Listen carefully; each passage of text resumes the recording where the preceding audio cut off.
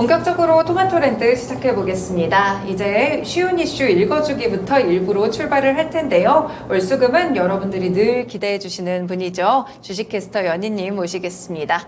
연희님 안녕하세요. 안녕하세요. 네, 오늘 또 청으로 예쁘게 입고 와주셨네요. 네, 이렇게 연희님과 오늘 파헤쳐볼 이슈는 과연 무엇일지 먼저 화면 통해서 만나보겠습니다. 네, 오늘의 주제입니다. 국민연금에 이어서 건강보험도 고갈.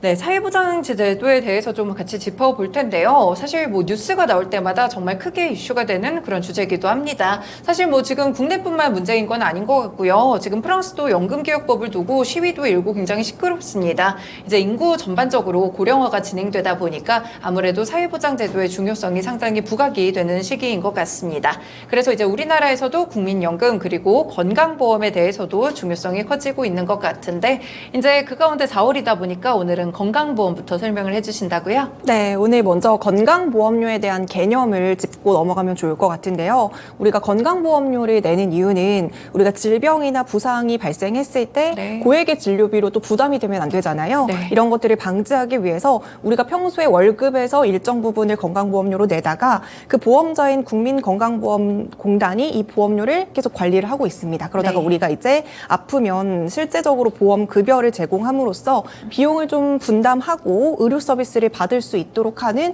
결국에는 사회보장 제도라고 할 수가 있는데요. 2023년을 기준으로 이제 보험료율은 소득의 7.09%씩 내고 있고요. 이걸 또 회사랑 반반씩 부담을 하고 있고 또 작년보다 0.1%포인트 인상된 수치입니다. 그래서 전문가들은 지금은 저희가 건강보험료율이 7.09%지만 장기적으로는 이 비율이 10%를 넘어갈 수 있다라고 전망을 하고 있습니다. 네, 아무래도 이제 월급에서 빠지다 보니까 이 건강보험료가 오르게 되면 이제 직장인들도 숨 막힌다, 답답hin다 이런 소리도 좀 나오는 것 같고요. 그렇지만 또 건강보험료가 상당히 중요하니까 어떤 점들이 중요한지 알아보도록 하겠습니다. 우리가 이제 매년 연말정산을 저도 바쁘게 매년 하는데 까먹어요. 네. 이제 어떻게 하는지 항상 까먹는 것 같은데 근데 왜 이제 건강보험료는 4월에 정산을 하게 되나요? 우리가 얼마 전에 이제 연말정산이 끝나고 매년마다 이제 직장인들은 4월마다 건강보험료가 폭탄인지 아니면 또 환급을 받는지 많은 또 이슈가 될 것 같은데요. 왜 하필 건보료는 4월에 정산을 하는 건가 이 부분에 대해서도 궁금하실 분들이 있어서 잠깐 말씀을 드려보도록 하겠습니다. 자, 우리가 매달 납부하는 건강보험료율은요. 전년도의 소득을 기준으로 납부를 하는 겁니다. 네. 그러니까 우리가 작년에 2022년에 납부했던 건강보험료는 2021년 소득을 기준으로 냈었던 거죠. 근데 얼마 전에 우리가 2022년 연말정산을 끝냈잖아요. 네. 이 연말정산의 마감일이 3월 10일입니다. 그러면서 그 작년에 우리가 또 연봉이 올랐거나 아니면 성과금을 받았던 그쵸. 직장인들이 있다면 우리는 작년에 2021년을 기준으로 건강보험료를 냈기 때문에 2022년에 혹시라도 소득이 인상된 부분들이 있다면 그 부분에 대해서 이제 4월에 추가적으로 다시 건강보험을 정산을 하는 거죠. 그래서 4월에 한다고 보시면 되고요.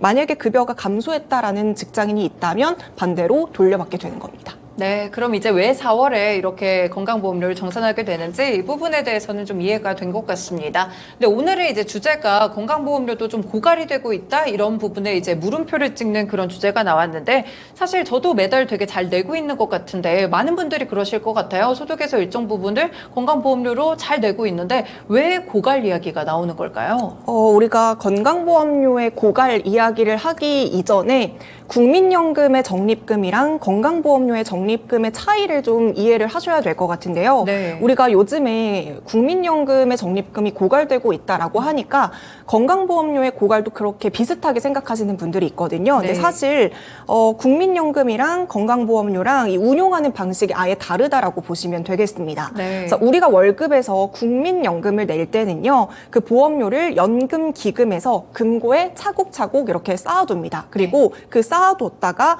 필요한 만큼 수령자에게 지급을 하는 형태가 지금 국민연금이라고 보실 수가 있는데요. 최근에 국민연금이 고갈되었다라는 뜻은 그렇다면 결국에는 그 차곡차곡 쌓아져 있던 금고에 돈이 없다라는 뜻으로 이해를 하시면 되겠잖아요. 근데 이제 건강보험료 같은 경우에는 한 해의 돈을 걷습니다. 그리고 그 한 해에 그 건강보험료를 사용을 하게 되는데요. 그렇군요.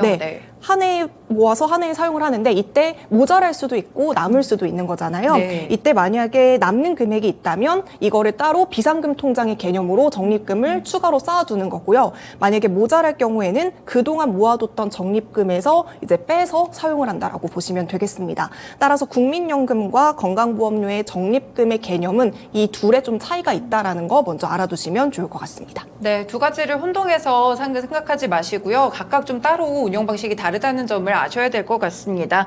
그럼 지금 건강보험공단이 어느 정도의 적립금을 갖고 있길래 고갈 얘기가 나오나요? 네, 2021년을 기준으로 약 누적 적립 금액이 20조 원 수준이었거든요. 네. 근데 2022년에 들어서 23조 8천억 원까지 적립금이 늘어났습니다. 네. 결국에는 2년 연속 흑자를 기록했다라고 볼 수가 있는데요. 사실 국민연금 보험료, 건강보험료 같은 경우에는 네. 2011년부터 2017년까지는 흑자를 좀 기록을 했습니다. 그런데 2018년부터 20년까지는 적자를 기록했었거든요. 그러다가 2021년 코로나19로 인해서 이제 의료의 이용이 좀 줄어들면서 다시 이번에 2조 8천억 수준의 흑자를 기록을 했어요. 그래서 보통 매달 우리가 건강보험료로 사용되는 금액이 총 9조 4천억 원 정도라고 하거든요. 네. 근데 지금 남아있는 적립금 수준이면 아무런 수입을 발생하지 못했다고 하더라도 이 적립금만으로도 한 2.5개월어치의 보험금을 지급할 수 있는 수준이라고 합니다. 네, 그럼 어느 정도 적립금이 좀 남았다 이렇게 해석이 좀 되는 것 같은데 그러면 이제 적립금은 지금 문제가 없는 건가요?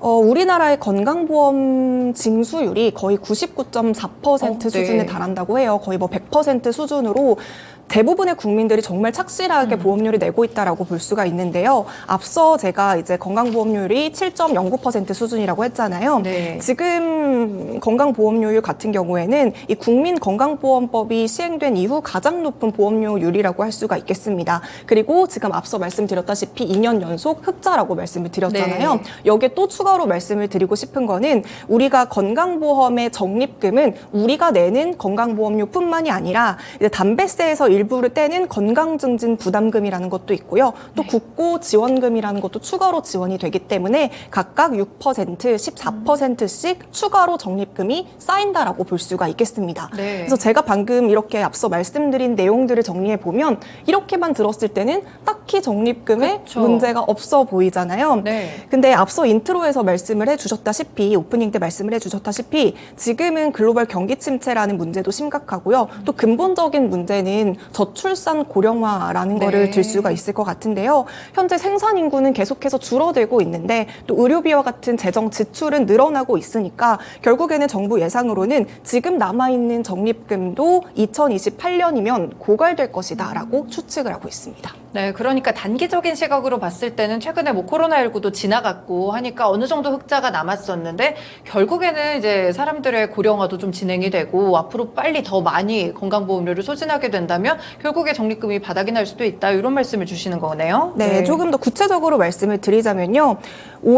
작년 같은 경우에 제가 아까 전에 23조 원 수준의 적립금이 남아있다고 말씀을 드렸잖아요. 근데 이게 올해 들어서는 다시 20조 원대로 줄어들 것이라고 예측을 하고 있고요. 그 다음 해인 2024년에는 18조 원으로 줄어들고 2025년에는 15조, 2026년에는 9조 4천억 원까지 줄어들 수 있다라고 예상을 하고 있습니다. 거의 4년 동안 이 적립금이 반토막이 날 것이다라고 정부에서는 예측을 하고 있는 건데요. 네. 9조 4천억 원이 남았다라는 것은 앞서도 설명을 드렸다시피 딱 한 달치 우리가 지출하고 있는 그 건강보험공단에서 지출하고 있는 보험 금액에 해당을 하고 있는 건데요. 네.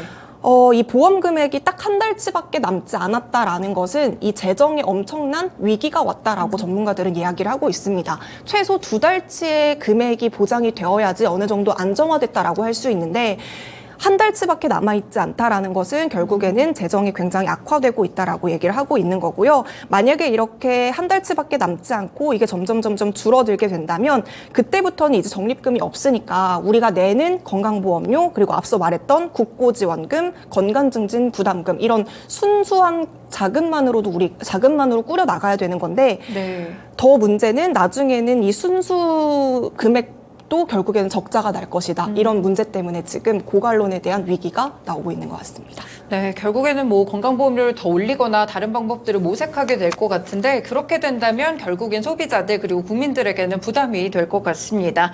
사실 뭐 지난해 이제 건보료를 한번 부가체계를 개편을 했던 것 같거든요. 여기에 대한 영향은 없었나요?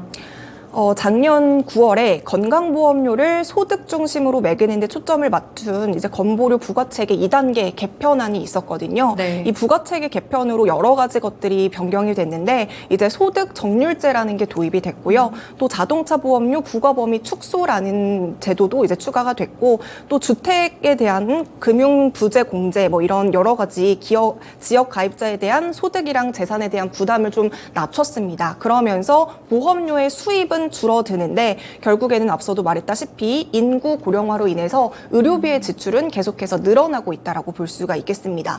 그래서 통계청의 좀 전망을 보면 한국은 2025년에 만 65세 이상의 고령자 비율이 20%를 넘는 초고령 사회로 진입할 것이다라고 보고 있는데요.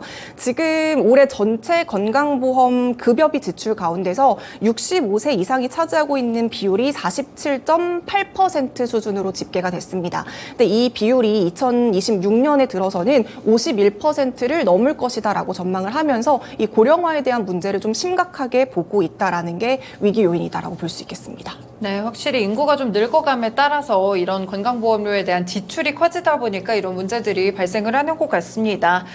그러면 이제 저도 그렇게 생각이 드는데 이렇게 적립금이 고갈된다면 결국에는 이걸 부담하고 있는 지금 내고 있는 사람들의 건강보험료를 올린다든지 혹은 받는 사람들의 건강보험료를 줄이거나 두 가지 중 하나가 좀 대안이 될 것 같은데 지금 현 상황이 좀 어떤가요?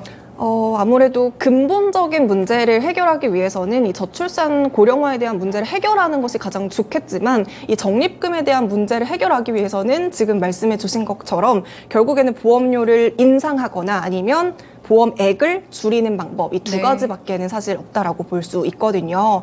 전문가들이 지금 적립금의 소진을 방지하기 위해서는 2028년까지 현재 7.09%의 수준을 8.65%로 늘려야 된다라고 이야기를 하고 있습니다.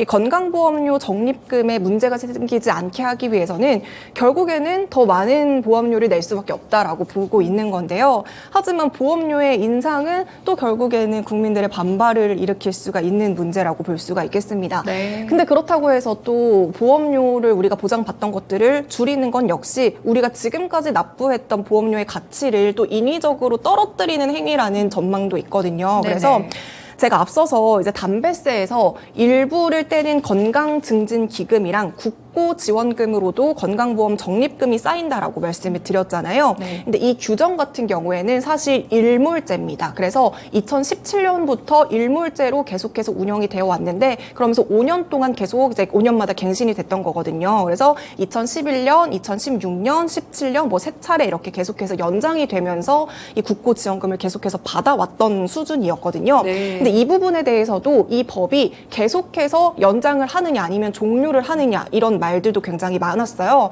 근데 이번에도 그 말이 나왔는데 다행히도 또 5년이 연장이 되면서 국고지원금을 받을 수 있는 상황에 처했거든요. 네. 근데 이거는 결국 또 5년이라는 시간이 있으니까 5년 뒤에는 또다시 이 부분에 그렇죠. 대해서 논의를 네. 해야 된다라는 리스크가 있다라고 볼 수가 있고요.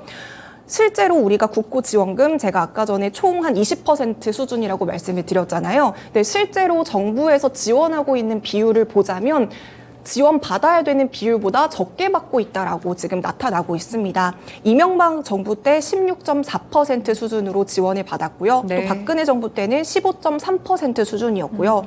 윤석열 정부도 지난해 이제 국회에 제출한 비율을 보면 2023년도 예산안이 14.4%를 편성을 한 거거든요. 그럼 결국에는 한 6% 정도는 못 받고 있다라고 볼 수가 있어요. 그래서 지금 국고에 대한 지원 미지급금 규모가 한 32조 원 수준으로 많이 늘어난 상황이라고 볼 수 있습니다. 그러니까 이제 국고 지원금에도 이것만 해도 좀 의지하기는 약간 한계가 있다. 또 시간적으로만 이렇게 잠깐 약간 좀 막는 그런 느낌이 좀 드는 것 같은데 지금 보니까 뭐 지금 시청자분들도 러브수기 님도 다른 것만 잔뜩 올린다 이렇게 말씀을 하시고 이제 담배세 같은 경우에도 이미 세금으로 이렇게 또 포함이 되고 있다는 점을 아시니까 왜 건강보험료 나는 못 받으면 어떡하지 이런 생각 하시는 분들 굉장히 많으실 것 같거든요. 그럼 이 주밖에 조금 다른 대안은 없는 걸까요? 그래서 지금 보건복지부 같은 경우에는 이런 급여 항목들을 좀 재점검하고 재정비해서 건보의 효율화를 높이겠다라고 발표를 한 상황이거든요. 네. 특히 이제 건보의 재정 악화는 억대 고가 약값 이런 문제가 있어요. 그래서 이거에 대한 거품을 제거하는 것도 지금 추진 중에 있다라고 합니다. 그래서 작년에 건강보험 지속 가능성 제고 방안을 보면 이제 초안에는 MRI나 초음파 이런 비급여에 대한 과다 의료 이용자에 대한 관리를 좀 강화하겠다라는 계획도 내세운 상황이고요. 또 외국인과 같이 건보의 가입 자격을 재정비하고 또 비급여나 실손보험과 관리 등과 같이 재정을 좀 효율화하는 방안으로 이제 추진할 예정이라고 합니다. 네. 그리고 이제 복지부 관계자는 또 이렇게 얘기를 했다고 해요. 고령화로 이제 의료와 수요 지출이 늘어나는 상황에서 보험료 압박 요인을 낮추고 국민의 부담을 좀 줄이고자 과잉 진료를 하는 사람들도 많고 또 의료 쇼핑을 하는 부정적인 그쵸, 수급자들도 네. 굉장히 많잖아요. 이런 것들을 조금 더 관리를 강화하겠다라고 이야기를 하면서 지속 가능한 방안을 좀 찾아보겠다, 모색하겠다라고 발표를 한 상황입니다. 그래서 이러한 개혁에 대한 최종안은 오는 9월에 다시 이제 심의를 거쳐서 최종적으로 발표할 예정이라고 하니까요. 9월에도 함께 내용들 체크해 주시면 좋을 것 같습니다. 네, 그렇군요. 사실 뭐 건강보험이라는 혜택 자체가 나쁘지는 않거든요. 사실 혜택을 받게 되는 경우가 훨씬 더 많으실 것 같아요. 이제 건강보험이 적용되지 않을 경우에는 엄청난 또 의료비 부담을 떠안을 수가 있으니까요. 근데 이제 이 혜택이 좀 잘 유지되기 위해서는 정부가 좀 신뢰 있는 시스템을 운용하는 것이 무엇보다도 중요할 것 같습니다. 정말 필요한 분들에게 건강보험의 혜택이 잘 돌아갈 수 있도록 그런 부분들이 필요할 것 같습니다. 네, 이렇게 쉬운 이슈 읽어주기 시간에서 건강보험료에 대해서 설명해 드렸습니다.